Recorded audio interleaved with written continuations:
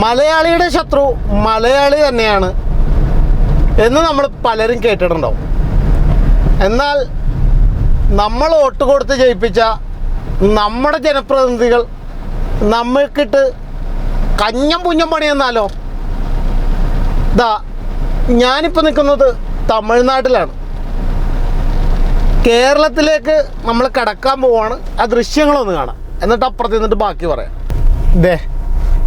Truck Leh by ഈ പറഞ്ഞ സാധനങ്ങളൊക്കെ നമ്മൾ തമിഴ്നാട്ടിൽ കണ്ടു കേട്ടോ.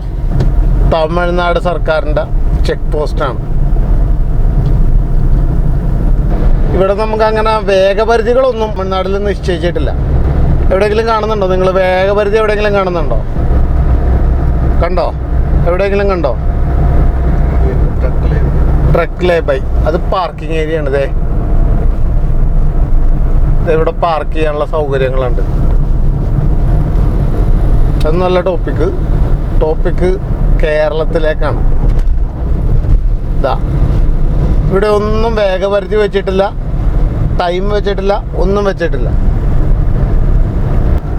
കേരളത്തിലേക്ക് കടന്നപ്പോൾ വേഗപരിധി നോക്കിയേ, 50 കിലോമീറ്റർ. 4 വരിപ്പാതകളിൽ 90 കിലോമീറ്റർ വേഗപരിധിയില്ലേ? ഇനി അങ്ങോട്ട് കയറുമ്പോൾ തന്നെ ആദ്യത്തെ പണി കിട്ടുന്നത് എവിടെ നിന്ന് കാണിച്ചു തരാം. RTO check post.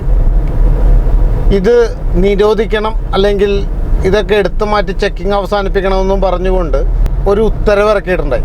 അത് ഉത്തരവ് നടപ്പാക്കിയിട്ടില്ല ഇതേവരെ. അവരിപ്പോഴും പരിശോധനയൊക്കെ ഉണ്ട്. ഇപ്പോഴും കേരളത്തിലേക്ക് വന്നപ്പോൾ റോഡിൻ്റെ വേഗത 50 കിലോമീറ്ററാണ്.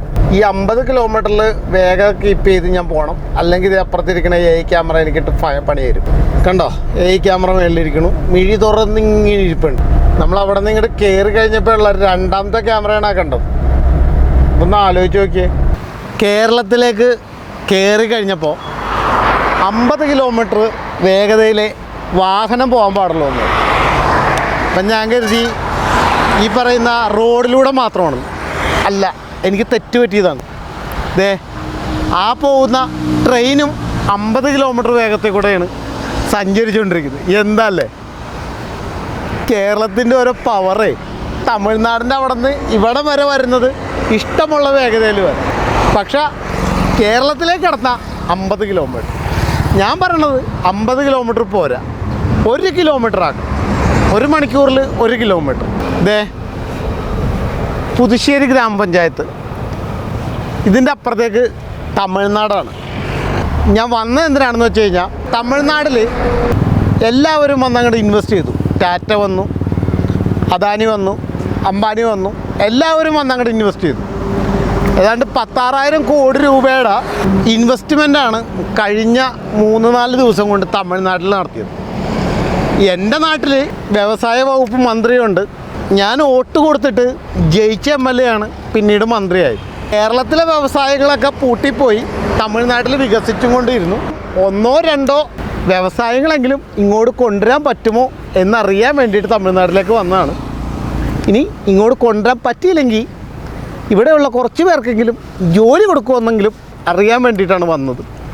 എന്തായാലും എൻ്റെ നാട്ടിലെ ജനപ്രതിനിധികളെ കൊണ്ട് ജനങ്ങൾക്ക് ഉപകാരവുമില്ല, നാടിന് ഉപകാരവുമില്ല. എന്തായാലും അവർക്ക് വളരെ വലിയ ഉപകാരങ്ങളൊക്കെ ഉണ്ട്. അടുത്ത തവണത്തേക്ക് മത്സരിക്കാനുള്ള കാര്യങ്ങളിലൊക്കെ അവർ പോകുന്നുമുണ്ട്. ഒരു ജനപ്രതിനിധിയെ പോലും പത്രവാർത്തകളിലൂടെ അറിയാത്തവരില്ല. ജനങ്ങൾക്കും നാട്ടുകാർക്കും ഉപകാരമില്ലാത്ത ജനപ്രതിനിധികളെ ഇനിയും നിങ്ങളൊക്കെ മത്സരിപ്പിച്ച് ജയിപ്പിച്ച് വിടണം.